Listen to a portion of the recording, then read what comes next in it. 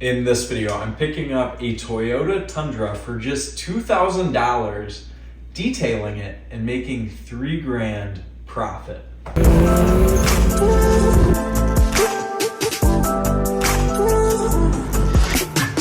So here is the beauty. Nice little 04 Tundy, baby. Let's go. Missing the rear plastic piece. 4-door, 4-wheel drive with the big V8 TRD spec. There we go. Filthy interior. A little GUN mag. And plenty of trash and debris. Anyway, it's got a whopping 243 on the clock, but fires right up. Cold AC, good working radio. And she is mine for the low price of $2,000. No power steering though, which is a very easily addressable issue, but something we gotta get done. I'm just glad the AC works because, as you can see by the tan on my face and the sweat on my skin, oh my gosh, the power steering's awful. It's hot. It's very hot and sunny today, so AC is a must if I can wheel this thing around. All right, so we just wrapped up the paperwork process. I'm waiting on my co-pilot to come behind me. So I will share with you the background on this real quick. The dealership that I work with gave me a buzz and they said, hey, we just picked up a 2010 F-150.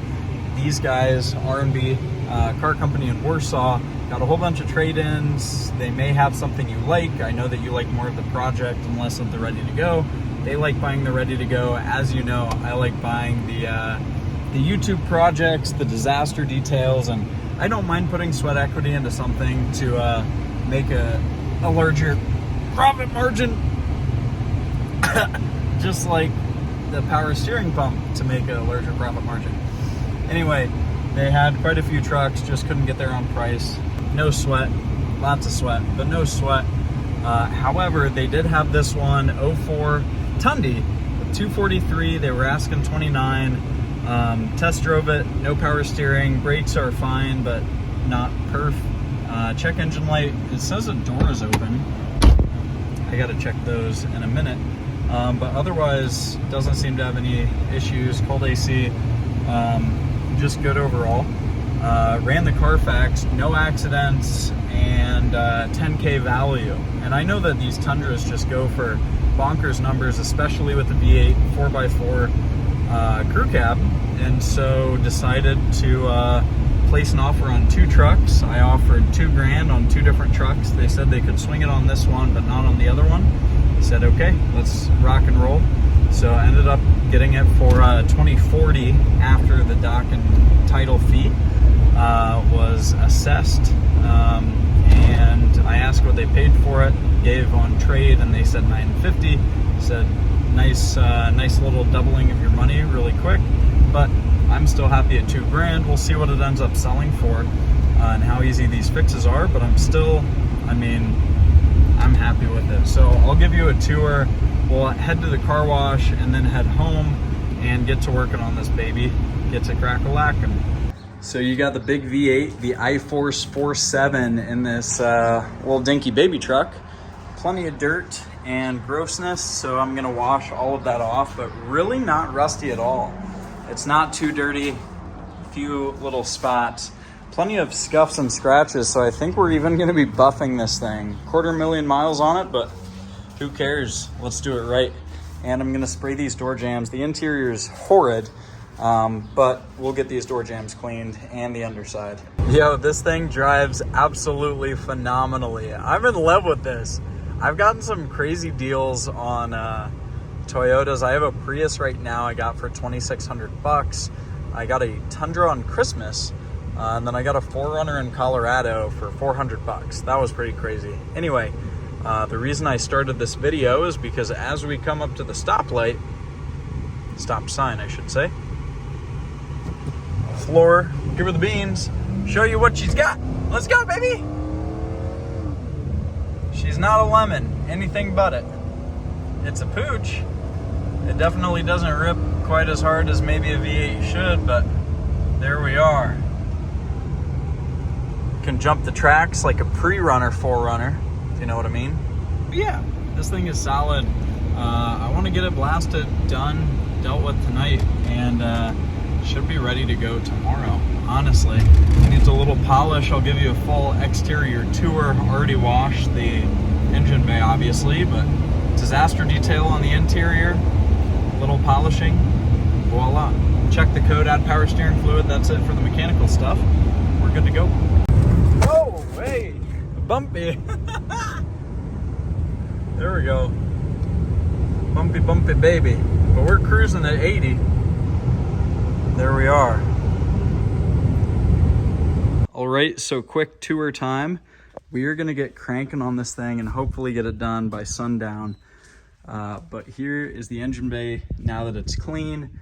Very nice. It's not leaky. I didn't wash any of the oil or any stuff other than dirt or dust on. Hopefully you could see that before, but super clean engine bay, no power steering fluid in the reservoir. So hopefully we can just add some, locate a leak like right on a hose clamp or something and then be set. It looks like it could be dripping. I don't know why it's not zooming in, but it could be dripping from right down there. That'll be easy. Polish up the headlights. That's going to be super easy. They'll come right back to life. This side of the body is good. I mean, a tiny minuscule amount of rust right there. That's about it. But it's really, really not rotted. And I know these Toyotas have rust problems. So that is great news. And aside from this, the receipt saying that I paid $2 grand and 40 for a dock fee for this thing as proof to the non-believers from R&B Car Company. Even got a souvenir plate. There is the interior. Pretty nasty, pretty filthy. It definitely didn't go through detail whatsoever. There's that little power steering jug down below. Just nasty, nasty, nasty interior. It was for sure somebody's work truck. I don't think I'm going to try to salvage these mats with as bad as they are and with as cheap as new ones are. Really bad. I could paint them black, but it wouldn't fit the interior. I think this door, I'll set this just down here. You can see a couple spots that need polished, hit with the buffer. That'll be nice and easy. Get these clear coat scratches out. Same with back here and right here. That'll come out no problem. I don't know if I'm going to focus too much on the tailgate. And then we can either do a little truck bed strip on the back or sand that back down and do a sticker. That's what I'm leaning towards. We'll get some wheel acid for this bumper, clean it back up because it is super dingy. Get that sticker off. But like the body's pretty clean. A couple little dings, whatever. The bed, I'll take the big stuff out, but probably leave the rest of the mulch and whatnot. But the body's awesome. This thing is awesome. It's got aftermarket rims with great tires on all four. As you can see here, the other side's matching. I actually didn't even do my diligence and go under here, but there's the frame. Super, super clean up here. And even the failure points where these rot out. Frame's not bad. The bed starting to go. Typical, whatever, Midwest truck though. So can't complain too much. We got the M3 there. We got the SI just peeking out, my little baby. And we'll get to the toy. I wish we had the Prius here. So I just added power steering fluid, and you can see with all the bubbling we probably have a line leak somewhere. It's got to be dripping out, which is why there wouldn't have been any. I gotta look underneath to see where it's coming from, but I think that's our culprit. And the only code on here is HO2S, heater control circuit low, so I think that's an O2 sensor. Can go ahead, clear that real quick.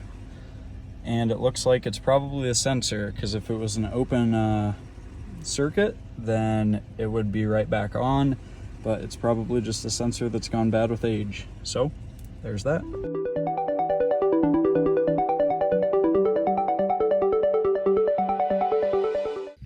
Yo, we got a new accessory. Dog chain. Ooh.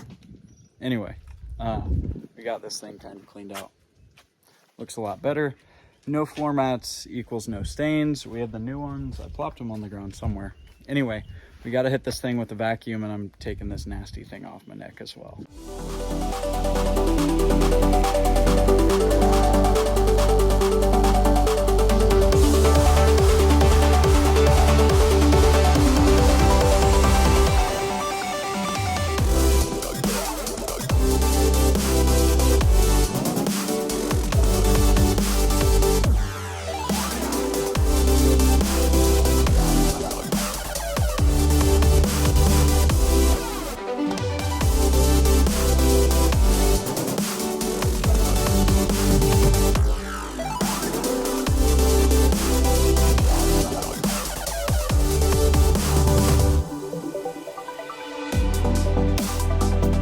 So I went ahead and hit the bumper, as you can see, with some wheel acid and then the polisher really quick. And that is insane. That looks so good. Next up with the polisher is going to be these little scratches.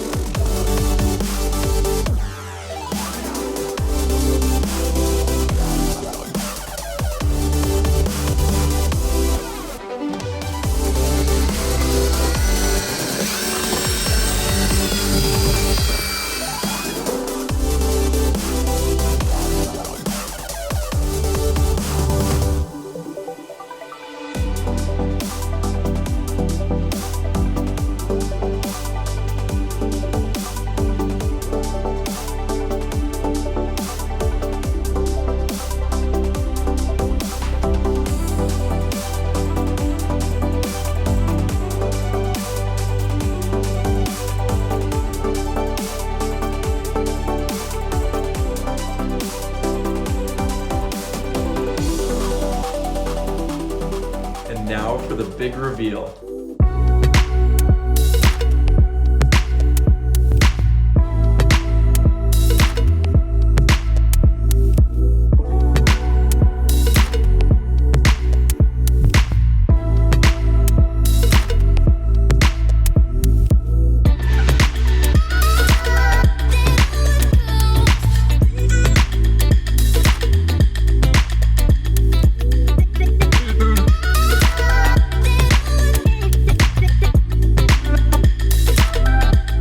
So after just a couple hours in the scorching sun, you can see by all the sweat, we have this thing done and it is beautiful. It is so gorgeous. It drives incredibly well and I am incredibly happy with the result. And turnout, I don't know why the camera's so angled and my shirt, well, that's sweat, but whatever. Anyway, this thing is done. I got pictures, I'll throw them up on the screen right here. You can see it looks phenomenal and I'm gonna be posting it. We'll check comps one more time just to see what we should list it for. Obviously it's not gonna go for that 10K mark, but solid few $1,000s profits I see definitely in the cards. I'll keep you posted with what it goes for once it sells. That wraps up the transformation. As you saw, we bought this thing in the early afternoon and had it done before sunset, myself and a friend who you saw helping me detail this thing. Now to break down some numbers, I'll throw up the listing right here, maybe take over the screen. Anyway, here was the listing. I decided to post it for $6,800, which is well below the Carfax history-based value of $10K. However, still a strong number based on what I saw as comparables on the market and super high relative to what I paid for it. Now, given that it was such an easy job, just a few hours of detailing and paint correcting this thing, I didn't need to eke out as much profit as humanly possible with this one, and we decided to boot it pretty fast for $5K. Now that's pretty crazy considering that we just paid $2 a couple days prior. And the reason that I wanted to make this video, well, two things. Number one is to dispel the myth that you can't get a deal buying through a dealership. Sometimes dealers want to just off some trade-ins that they get. You can buy it in the trade-in condition that they receive it in before they do any recon or repairs to the vehicle and buy it for just slightly above what they gave for it. I think this dealership probably gave the seller $1,000 to get it out of his hair into his new truck, just going towards his payment or his down payment, something of that nature. Anyway, they made a small profit. I put in the sweat equity and made a larger profit. Really quick, before you keyboard warriors come after me in the comments, I do want to say that you don't need to be a dealer to do this. This vehicle would have been super cheap, way less than the operating costs of having a dealership if you just paid your state sales tax and registered it in your name. Sales tax on $2K in my state is $140 plus a $15 title fee. So you'd be in the car for $2,200 plus the car wash, detailing supplies, etc. Still a massive profit that anybody could make. And secondly, I wanted to make this video just as a testament, a case study to the fact that you can make a lot of money detailing and marketing vehicles. It's a super high leverage task.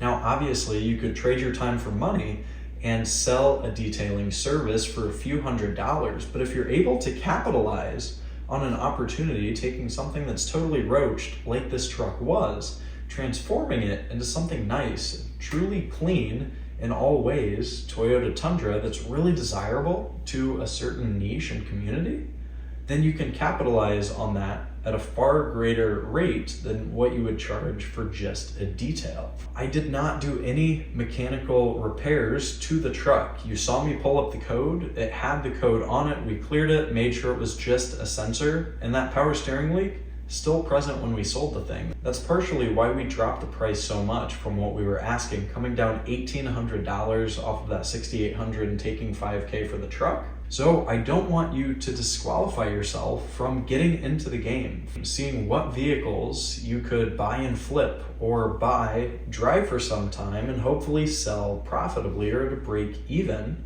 if you don't know how to work on it yourself. And that's the whole ethos of Automotive Money, linked down below my website, where I teach you everything that I know so that you can drive your next vehicle for free or even profitably, as is the case with this Tundra. If you needed a winter 4x4 truck or wanted to turn it into an overlander, do anything with this thing, the possibilities are endless, and you could have had the profit just how I did. I want to teach you how to do that, know what to look for, what strategic repairs you can make to leverage your capital, the vehicle that you have, and drive for free or profitably. So if you're interested in learning more step-by-step in depth, click the link down below. If you like this video, drop a like, subscribe to the channel to stay up to date. And with that in mind, I will see you in the next one. Peace.